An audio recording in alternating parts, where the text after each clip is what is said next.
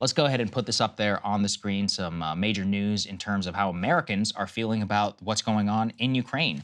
A recent poll actually found that 51% disapprove of the Biden decision to send cluster bombs to Ukraine. More than half of respondents saying that they disapprove of that decision. What's interesting to me, Krystal, is that an outright majority disapproved of it, and really only 39% said they approved, with the don't know figure at 11%, meaning that an outright majority knew enough in this Quinnipiac poll to say, no, we actually don't approve of this at all. The reason why I'm very happy with this decision to actually poll the actual policy is Ukraine hawks always say, what are you talking about? 70-something% of people say we should help Ukraine. That's not what's at stake here. It hasn't been at stake now for a long time. To what extent?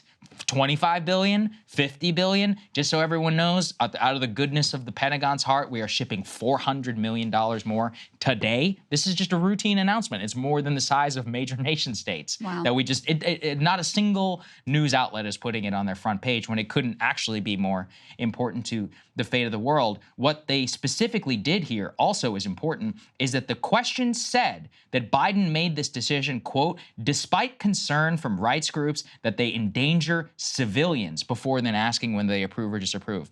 Another important thing, we're actually giving the American people context in this decision, and they come out and they're like, hold on a second. We're supporting Ukraine ostensibly. If you ask the average normie who's like got a Ukraine flag out of their house and you ask them, like, hey, why do you got the flag? They're like, I'm for freedom, I'm against like unprovoked aggression, and I'm for, you know, the moral helping of the Ukrainian government. And they're like, well, we just gave them weapons of which they're going to basically bombard the front lines and create a unlivable mess for centuries. This is not my language. This is actually according to landmine experts who are saying that demining this area will take decades and will cause human havoc regardless of whether the war is going on or not. Well, then people are like, hold on a second. The no-fly zone was a perfect example of this as well. People were like, should we help Ukraine? Yes, overwhelmingly. No-fly zone, they were like, well, maybe. And they're like, no-fly zone means that we have to go to war with Russia. They're like, whoa, whoa, whoa, right. I'm not on board with this at all.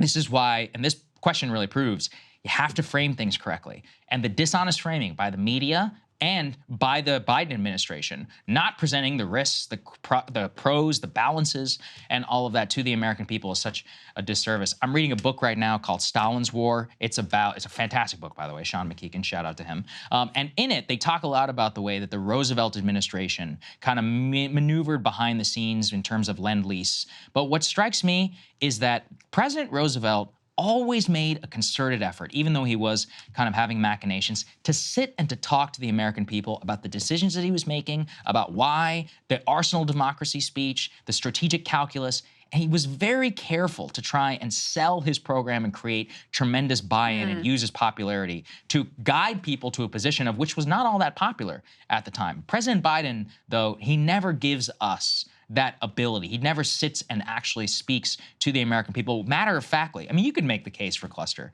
munitions, but he never made the case. He just unilaterally signed off and then allows his apparatchiks to defend the decision. Right. I think those are all really important points. I mean, on the news media point, I'm not even asking for them to not make the Ukraine hawk case. Right. I'm just asking for both sides to be presented and for the risks and the trade-offs to be elucidated. And I have found it terrifying from the beginning that that has never been the case. I mean, you almost uniformly, like 99% of the commentary that you see on cable news is all in one direction. You've got all these people who have, you know, they're sitting on boards of defense contractors. They stand to make a bunch of money off of this war and any other war besides, and that's never disclosed. And so you get this very one-dimensional picture.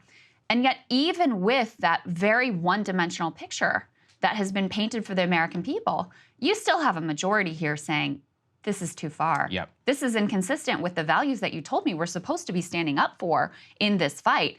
No, I don't want to be associated with, you know, these horrific cluster munitions, cluster bombs that are going to maim children for years and years to come, and which take a greater toll on civilians than they do on the, you know, soldiers that you are supposed to be fighting. So no, absolutely not. We shouldn't be on board with this. I think your point about the communication from the president is really key as well. And I don't think this is just a trend under Biden. I think this is a sort of multi-decade trend. It's part of an anti-populist trend where there's contempt for the American people. They believe, this was illustrated, from Dr. Fauci during COVID and from many other officials besides, they don't believe that the American people can handle nuance. They don't believe that they can handle a complex situation where there are pros and cons and where there are risks and challenges to balance.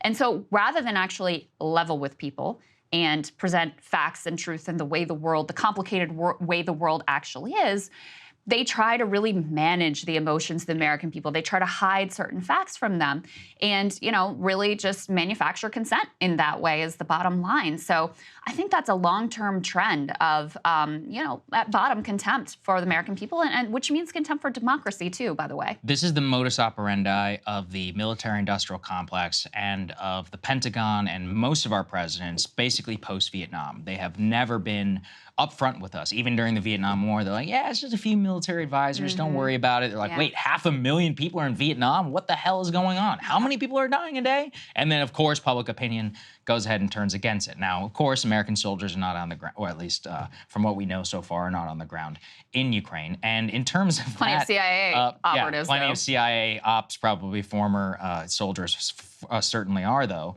The thing is that even the media now is at a point where they're beginning to hint a little bit towards the truth about what's going on the ground. Let's put this up there on the screen. You gotta love the framing of this too, Krystal, from the Wall Street Journal, Murdoch's personal outlet. Ukraine's lack of weaponry and training risks stalemate in fight with Russia. Interesting, lack of weaponry. Now who's providing with them with that weaponry? Oh, right, the United States. And actually what they point to, at least honestly, within this is that without a significant, continuing, increasing, massive investment by the United States, that Ukraine will very likely be able to dislodge the Russian defenses in the current counteroffensive on the front line, because really they have exhausted much of their ammunition that we've provided them. Many of the weapons, the tanks, and all of that have not been able to be put to the use of that we would in combined arms whenever we would use them in a tactical situation. And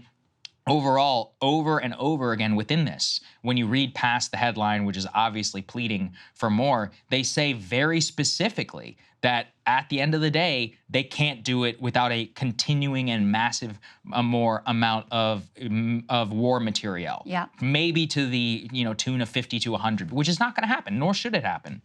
Considering how much that we have provided them, or even the European powers who at least appear tapped. Let's put this up there as well from the New York Times, doing the exact same thing. Of course, always whitewashing what's happening. After suffering heavy losses, Ukrainians paused to rethink strategy. Quote, early in the counteroffensive, they lost as much as 20% of weapons and armor. The rate dropped as the campaign slowed, and commanders are beginning to shift tactics. By talking about shifting tactics, they just stop going forward. So when you stop going forward, yeah, you're going to stop losing as many people. But if you're losing almost 1/5 of the amount of weapons and armor, just in the first couple of weeks of the opening gambit, that does show you how horrific a war of attrition actually goes, and about how much industrial might that you need to keep plugging that hole day after day. You need properly trained soldiers, or you need a hell of a lot of soldiers like Russia has. I'm not saying Russia can outright win the war. They're incompetent enough and, basically backwards in terms of their military tactics that they effectively have ruled that out for like a total takeover. But for where they're dug in right now with 1/5 of Ukrainian territory, it doesn't look like they're going anywhere anytime soon right now, according to all of these reports. And again, on the topic of leveling with the American people, I just want to know from the White House how they think this is going to end. How do you think this is going to play out? What's your theory? What's your plan? What's your strategy? What's your tactics? What are you watching? What are you waiting for? What are you going to push for? How do you see this thing ever coming to some sort of a resolution? What is the upper limit on the level of support? Or do we just continue in this, escalation, this slow escalation that we've been at from the beginning? I mean, listen, if you have the Ukrainian hawk perspective, I obviously wildly disagree with this view, but I'm actually sympathetic to the people who are on that side who are like, well, if you were going to send the F-16, you should have done this from the beginning. Yeah, I mean, because then they would have had better chance from the jump. We might be in a different place today. I'm actually kind of more sympathetic to that at this point than whatever it is the Biden administration is doing, which I honestly can't even explain. So if I can't explain it, and we really try to follow this as closely as possible, how do you think the American people feel about where this is going and how this is all going to play out? I just want to hear from our commander-in-chief, how does he think that this is ever going to be resolved? How does he expect this will end? How will we play a part in bringing this conflict to a close? Because right now, I could not come close to answering that question. Well, instead, Krystal, what you get are secret releases from the Pentagon, of which only people like you or I will ever pay attention to, which says the Biden administration is sending $400 million in additional military aid to Ukraine, including a variety of munitions for advanced air defense systems, a number of small surveillance Hornet drones, as attacks in the war have escalated. That's it. That's all actually that you get. You don't get a full rundown. You don't get the real accounting. The reason they don't give you the real accounting is so they can rig the numbers afterwards. It's like, oh, no, we had to devalue everything we sent to Ukraine. That wasn't the actual cost of what we said. And oh, by the way, don't pay attention to our diminishing weapon stock. So look, it's very clear here. I also recommend these guys from War on the Rocks, Michael Kaufman, who we used significantly in the beginning of the war.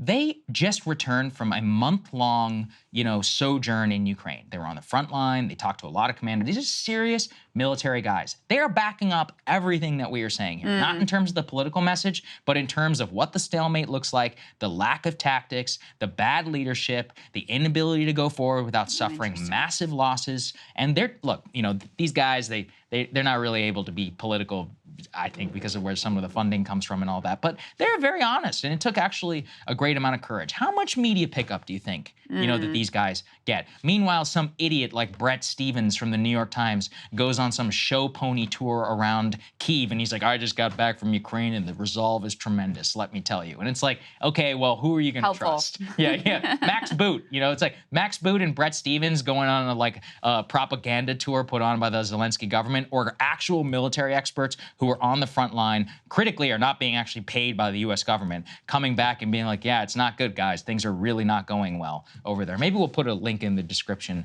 to some of their analysis, because I really do think it's so important for anybody who's interested in the actual tactical level of why things aren't going and how that applies to the strategic. Hey guys, if you like that video, go to breakingpoints.com, become a premium subscriber, and help us build the best independent media organization on the planet. That's right. We're subscriber funded. We're building something new. We want to replace these failing mainstream media organizations. So again, to subscribe, it's breakingpoints.com.